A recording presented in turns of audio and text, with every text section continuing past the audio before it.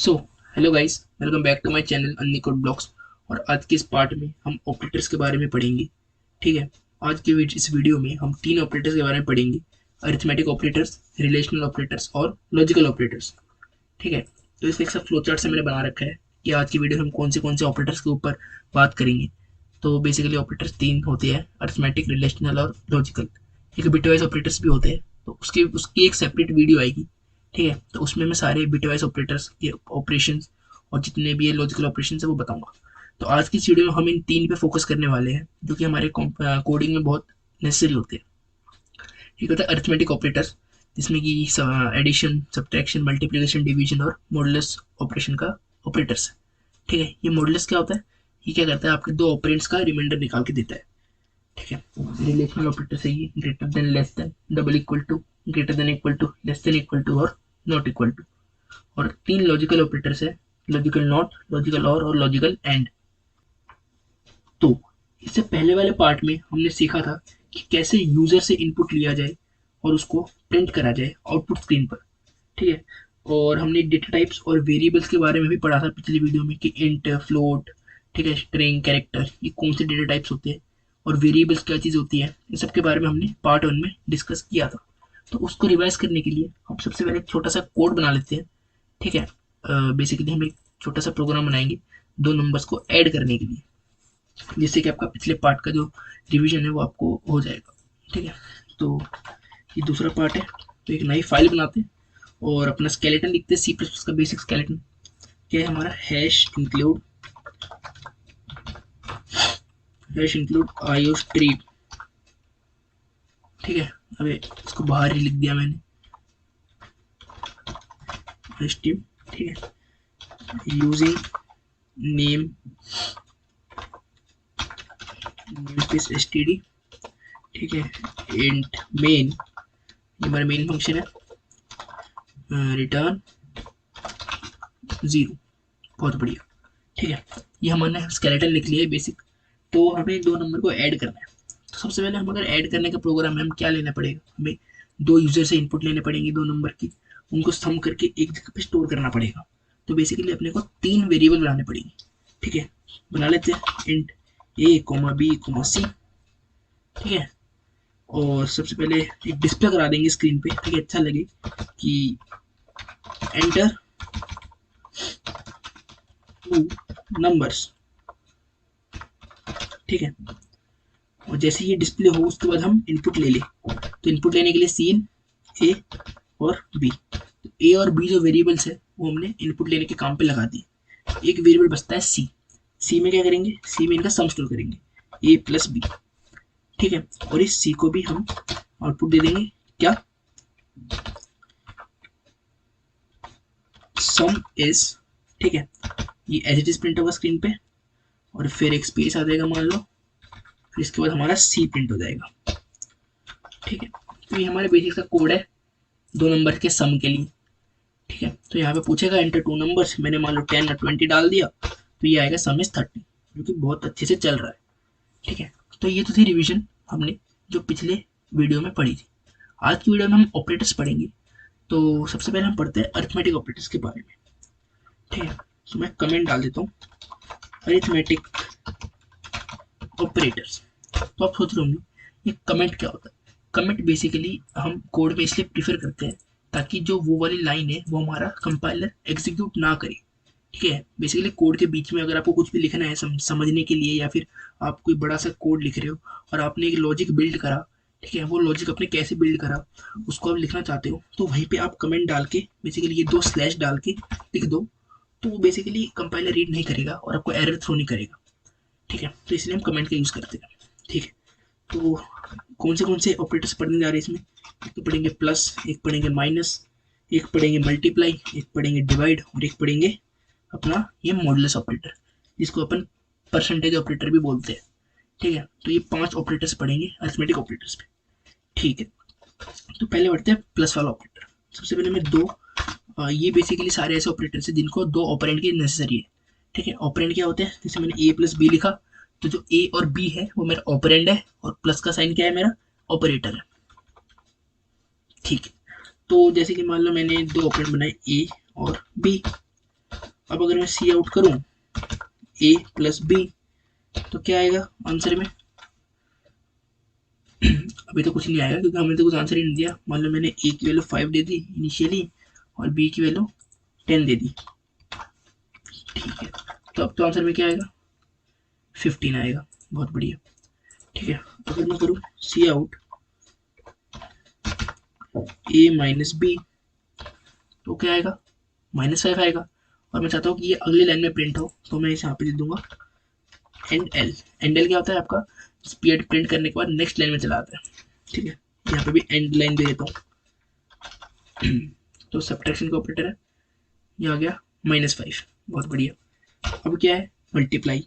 तो अगर मैं करूँ c out a multiply b endl तो क्या आएगा? अब आएगा 50। सही है। अब मैं प्रिंट करूँ c out a divide by b endl तो यहाँ पे आएगा डिवीजन। अब देखो यहाँ पे 0 आ रहा है, जबकि 5/10 क्या होता है? 1/2 क्या होता है? 0.5। तो हमने जो 5 स्टोर करा है वो ए पे स्टोर करा है और 10 स्टोर करा है वो बी पे स्टोर करा है, और ए और बी दोनों इंटीजर टाइप के, तो जो आंसर आएगा वो भी इंटीजर टाइप का ही होगा। तो 0.2 का अगर कंप्यूटर इंटीजर निकाले तो पॉइंट के लेफ्ट वाला हिस्सा ही लेता है, तो इसलिए 0.5 का सिर्फ 0 ही प्रिंट हो रहा है, ठीक है। लेकिन अगर मैं इंट की जगह यहाँ पे फ्लोट लिख देता हूँ ना, फ्लोट क्या होता है? डेसिमल नंबर को स्टोर करने का काम होता है। तो 0.5 भी स्टोर करके इजीली प्रिंट हो सकता है, ठीक है। अब अगर मैं इसको प्रिंट करूँ तो देखना यहाँ पे 0.5 आएगा, पहले पॉइंट आ रहा था, अब 0.5 आएगा। तो ये बेसिकली खेल है डेटा टाइप्स का, बस, ठीक है। अगला ऑपरेटर क्या है हमारा? Mode operator. तो अगर मैं लिखूँ सी आउट ए मॉड्यूलस बी और फिर दे दूँ एंड एल, तो 5/10 को डिवाइड करेगा। 5 को 10 से अगर मैं डिवाइड करूँ, यहाँ पे क्या आ रहा है?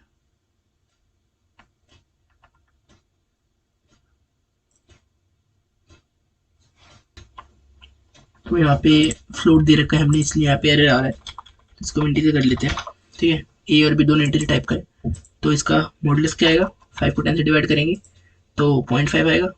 0.5 का यहाँ पे रिमाइंडर आ रहा है 5, ठीक है। मॉडुलस का देता है, रिमाइंडर देता है। तो 5 को 10 से डिवाइड कर, तो हम नॉर्मल क्या करते हैं? हम डेसिमल लेके कर देते हैं। हम क्या करेंगे? 5 को 10 से डिवाइड करेंगे तो पॉइंट लगाएंगे, 0 लगा देंगे 50, 10 5 से 50, तो 0.5 आंसर है। लेकिन कंप्यूटर केस में ऐसा नहीं होता। अगर वो 0 को भी वैल्यू देता है तो 5 और 10 का अगर मॉड निकालेंगे तो 5 ही आएगा, क्योंकि 10 0 सा 0 और रिमाइंडर क्या है? 5, तो इसलिए यहाँ पे 5 आ गया, ठीक है। अगर हम यहाँ पे ऑपरेटर चेंज कर देते हैं, मान लो यहाँ मैंने 10 कर दिया और बी में यहाँ पे मैंने 7 कर दिया, तो इसको यहाँ पे आ जाएगा, तो सारे आउटपुट बदल गए, ए plus B, A minus B, A multiply, A divide और ए मोड क्या आ जाएगा? 3 आ जाएगा, ठीक है। 10 और 7 को डिवाइड करेंगे तो 7 बन गया 7 और 3 रिमाइंडर आया तो 3 आ गया, ठीक है, ठीक है।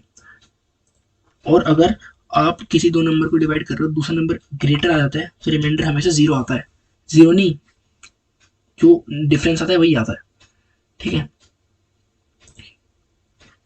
अब देखो जैसे 10 और 11, तो आप नॉर्मल क्या करते हैं? पॉइंट लगाते, 100 कर देते हैं और 11 9 जा 99, तो 0.9 समथिंग आता। लेकिन कंप्यूटर क्या करेगा? 0 से 11 को मल्टीप्लाई कर देगा, 11 0 जा 0, रिमाइंडर क्या है? 10, तो 10 एज अ रिमाइंडर दे देगा। तो ये चीज़ आपको ध्यान रखनी है, जब भी दो ऑपरेंड हो और दूसरा ऑपरेंड पहले वाले से बड़ा हो और इन दोनों को अगर हम मॉडुलस निकालते हैं तो जो आंसर आता है वो हमेशा स्टार्टिंग वाले ऑपरेंड के बराबर ही आता है। तो ये हो गया आपके अरिथमेटिक ऑपरेटर्स, ठीक है। अब हम पढ़ेंगे रिलेशनल ऑपरेटर्स के बारे में,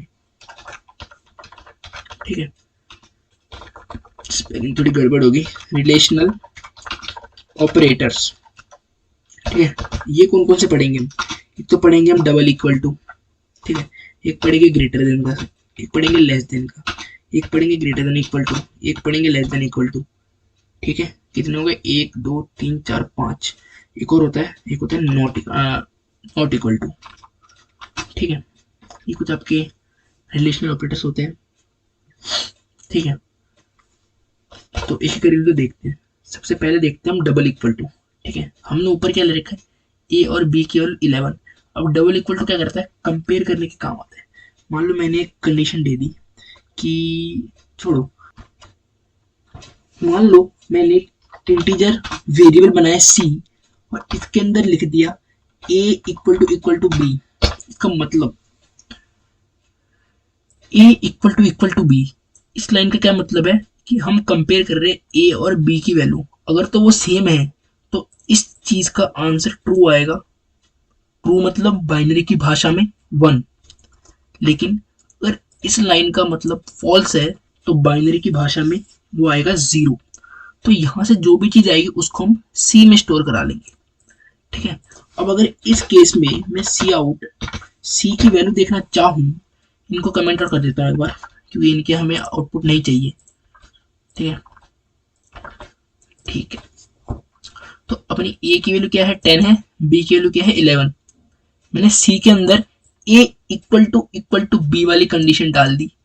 इससे क्या होगा, a और b की वैल्यू चेक होगी आपस में। अगर तो वो दोनों बराबर है तो ट्रू होगा। ट्रू मतलब 1 और 1 चला जाएगा c में और आउटपुट में 1 आ जाएगा। लेकिन अगर दोनों की वैल्यू डिफरेंट है तो a इक्वल टू b का आंसर फॉल्स आएगा, मतलब 0। मतलब 0 स्टोर हो जाएगा c में, c प्रिंट करेंगे तो 0 आएगा। तो इसको अगर मैं रन करूं तो इस केस में देखो क्या आता है, इस केस में आता है 0, जो कि बिल्कुल सही आ रहा है। ठीक है, अगर मैं यहाँ पे दोनों की वैल्यू 11 11 कर दूं तो देखना 1 आएगा। ठीक है, तो इसका मतलब जो डबल इक्वल टू है वो कंपैरिजन करने के काम आता है किसी भी दो नंबर को। अगर वो दो नंबर इक्वल है तो ही आंसर ट्रू आता है, नहीं तो फॉल्स आता है। ठीक है, इनका फर्दर यूज हम लूप्स में करेंगे। लूप्स में कह रहा हूँ, सॉरी, कंडीशंस में। जब हम इफ एल्स के बारे में पढ़ेंगे ना, तब हम इनको डिटेल में पढ़ेंगे वहां पे। ठीक है, तो अगला ऑपरेटर क्या है, ग्रेटर देन। ग्रेटर देन भी पता है, अगर मैं इंट एक और बनाऊ डी नाम से ऑपरेटर, इसमें डाल दूं ए ग्रेटर देन बी, तो ये कब ट्रू होगा, जब ए की वैल्यू बी से बड़ी होगी। ठीक है, अगर मैं सी आउट डी करूं तो क्या ए ग्रेटर देन बी, क्या 11 11 से बड़ा है, नहीं, दोनों बराबर है, मतलब ए ग्रेटर देन बी की वैल्यू फॉल्स है। फॉल्स मतलब 0, तो डी में 0 स्टोर हो जाएगा, तो बेसिकली आउटपुट में भी 0 आ जाएगा।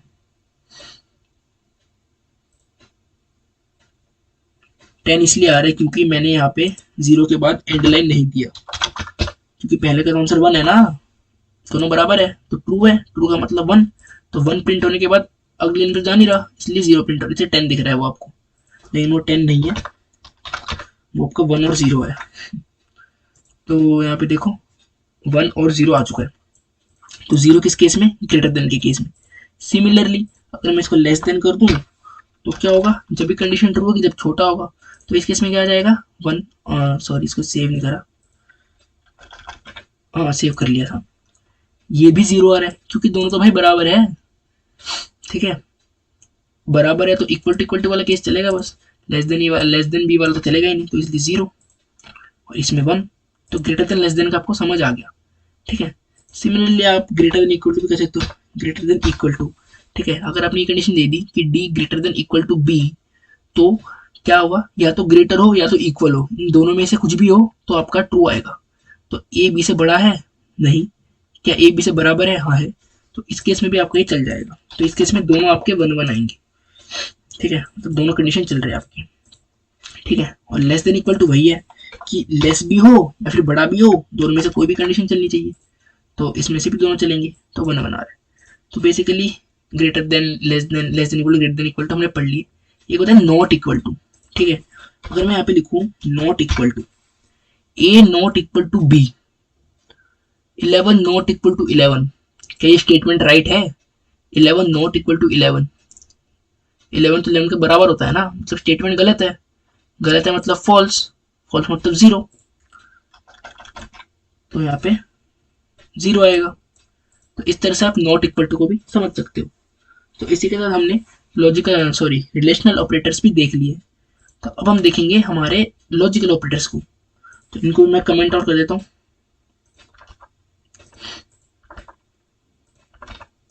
ठीक है, तो हम देखेंगे लॉजिकल ऑपरेटर्स को। ठीक है, इसमें हम पढ़ेंगे 3 ऑपरेटर्स। एक होता है आपका लॉजिकल एंड, एक होता है आपका लॉजिकल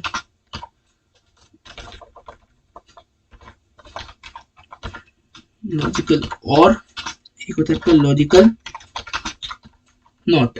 ठीक है, कोमा डाल देते हैं तो कंफ्यूज हो जाओगे कौन सा क्या है। बस तीन ऑपरेटर है, logical and, logical or logical not. तो एंड ऑपरेटर का सिंबल क्या होता है, जो आपका एंड ऑपरेटर है उसका सिंबल होता है आपका ये वाला। ठीक है, जो और ऑपरेटर है उसका सिंबल होता है आपका ये वाला। ठीक है, और जो आपका नॉट ऑपरेटर है उसका सिंबल होता है ये वाला। ठीक है, तो तीन सिंबल होते हैं, इनको एक एक देख लेते हैं।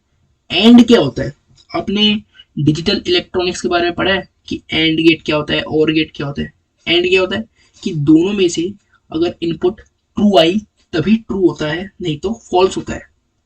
ठीक है, मतलब अगर कोई भी एक लॉजिक गेट है उसमें अगर दोनों तरफ से ट्रू आई तभी आंसर ट्रू निकलता है, नहीं तो फॉल्स होता है। कोड की भाषा में कहे तो अगर दो कंडीशन दे दी हमें, अगर दोनों कंडीशन ट्रू है तभी हमारा वो पर्टिकुलर पीस ऑफ कोड चलेगा, तो वहां पे हम एंड गेट यूज करते हैं। और गेट क्या होता है, दोनों में से अगर एक भी ट्रू है तो भी ट्रू आएगा, मतलब दोनों में से अगर एक भी कंडीशन सही है तो ट्रू आएगा। और नॉट क्या करता है, रिवर्ट कर देता है, उल्टा कर देता है। तो इनको हम इंप्लीमेंट करके देखते हैं। सपोज मैंने ए और बी की वैल्यू ऊपर हमने 11 11 ले रखी है। ठीक है, चलो इसी से समझाता हूँ आपको कि सी के अंदर एक इंट डी नाम से बनाता हूँ। इसके अंदर मैं क्या लिखूंगा ध्यान से देखना। ठीक है, तो यहाँ पे int D is equal to, अब यहाँ पे मैं क्या लिखूंगा, एक कंडीशन ये आएगी और एक कंडीशन ये आएगी। ठीक है, ये क्या है, एंड ऑपरेशन होगा दोनों कंडीशंस का। अब यहाँ पे एक कंडीशन आएगी, यहाँ पे एक कंडीशन आएगी। यहाँ पे मैंने मान लो डाल दिया कि ए ग्रेटर देन बी, और यहाँ पे क्या डाल दिया, बी ग्रेटर देन ए। मतलब ए ग्रेटर देन बी, क्या ए बी से बड़ा है, नहीं, ये वाली condition false. B greater than a, क्या बी ए से बड़ा है, नहीं, ये भी फॉल्स। दोनों तो इक्वल है, तो ये भी फॉल्स कंडीशन, ये भी फॉल्स कंडीशन। इनका अगर मैं एंड करूंगा तो भी फॉल्स ही आएगा। तो अगर मैं सी आउट करूं डी को तो यहाँ पे 0 आएगा आपका। ठीक है, तो ये थी आपके एंड कंडीशन। लेकिन अगर मैं यहाँ पे दे दूं, अगर मैं इसको ऐसा कर दूं, ए को मैंने 5 कर दिया। ठीक है, तो अब चेक करते हैं, a greater than b, 5 greater than 11, false. B greater than a, 11 greater than 5, true. तो ये वाली कंडीशन ट्रू आ रही है, ये वाली कंडीशन फॉल्स आ रही है। अगेन एंड ऑपरेटर के केस में जब तक दोनों कंडीशन ट्रू ना आ जाए तब तक आउटपुट ट्रू नहीं होता। तो इस केस में भी हमारा आंसर फॉल्स आएगा, 0 आ रहा है, मतलब फॉल्स आ रहा है। ठीक है, अब मान लो मैं ये देता हूँ a greater than equal to b और b greater than equal to a. अब a greater than equal to b, greater और इक्वल टू दोनों साथ में आ रहे हैं। मैंने क्या बताया, दोनों कंडीशन में से कोई हो तो दो माना जाता है। तो a greater than equal to b, क्या 5 ग्रेटर देन इक्वल टू 11 है, नहीं, ग्रेटर भी नहीं है, इक्वल टू भी नहीं है। B greater than equal to a, क्या 11 5 से बड़ा है या इक्वल है, हाँ 11 5 से बड़ा है। तो इस केस में भी एक ही कंडीशन सही है, तो फॉल्स ही आएगा। लेकिन अगर मैं इसको भी 11 कर दूं तो अब चेक करते हैं एक बार, a greater than equal to B, 11 greater than equal to 11, greater है, नहीं है, इक्वल है, हाँ इक्वल है, मतलब a greater than equal to b वाली कंडीशन सही है। अब आया b greater than equal to a, 11 greater than equal to 11, हाँ ये भी सही है। तो दोनों कंडीशन सही है। इस केस में एंड ऑपरेटर क्या देगा आपको, ट्रू देगा, ट्रू मतलब 1। तो इस केस में आपका आंसर आएगा 1। ठीक है, तो ये थे आपके एंड ऑपरेटर। और क्या होगा कि, और लिख रहा हूं मैं ये, अगर मैं दोनों का और कर दूं तो और क्या होता है, दोनों में से कोई भी ट्रू तो ट्रू, दोनों ट्रू तो भी ट्रू। ठीक है, तो इसको अगर मैं रन करूं तो ये दोनों कंडीशन ट्रू है तो इसलिए ट्रू देगा। लेकिन मैं इसमें से एक कंडीशन अगर मैं फॉल्स भी कर दूं, मतलब ए ग्रेटर देन बी, 11 से ग्रेटर तो होता नहीं ऑब्वियस सी बात, तो ये वाली कंडीशन फॉल्स है, लेकिन ये वाली कंडीशन अब भी ट्रू है। तो अगर और के केस में, एंड के केस में तो इसका आंसर क्या आ रहा था, 0 आ रहा था, लेकिन और के केस में इसका आंसर भी 1 आएगा आपका। ये देखो 1 आ रहा है। ठीक है, तो आई होप और वाली कंडीशन आपको समझ आ गई होगी। ठीक है, नॉट क्या करता है, अब नॉट पढ़ेंगे। नॉट क्या करता है, बेसिकली आपका जो आंसर उसको उल्टा कर देता है। चलो मान लो और के केस में यहाँ पे डी का आंसर क्या है, ट्रू है, 1 है, लेकिन मैं अगर यहाँ पे नॉट डी लिख दूं, ठीक है, नॉट डी को प्रिंट करूं, तो क्या आएगा, ट्रू का फॉल्स हो जाएगा, डी का 0 हो गया। ठीक है, नोट क्या करेगा, किसी भी आंसर को उल्टा कर देता है, किसी भी आंसर को उल्टा कर देता है। डी की वैल्यू यहाँ से क्या आई थी अपने, और ऑपरेटर अगर मैं इसमें लगाऊं तो इसकी वैल्यू 1 आएगी, मैंने नोट डी लगा दिया तो 0 आ गई। ठीक है, अगर मैं इसको 0 बनाना चाहूँ कि दोनों में से कोई भी कंडीशन ना चले मेरी, चलो मैंने ये डाल दिया, इससे क्या होगा, ए ग्रेटर देन बी, क्या 11 11 से बड़ा है, नहीं है, ये कंडीशन भी false. B greater than a, क्या 11 11 से बड़ा है, फॉल्स। दोनों कंडीशन फॉल्स है तो और ऑपरेटर भी फॉल्स ही देगा, मतलब और ऑपरेटर क्या देगा हमारा, 0। लेकिन मैंने यहाँ पे नॉट डी लगा दिया, नॉट क्या करेगा, 0 का उल्टा 1 कर देगा। तो इसको मैं रन करूंगा तो यहाँ पे 1 आएगा।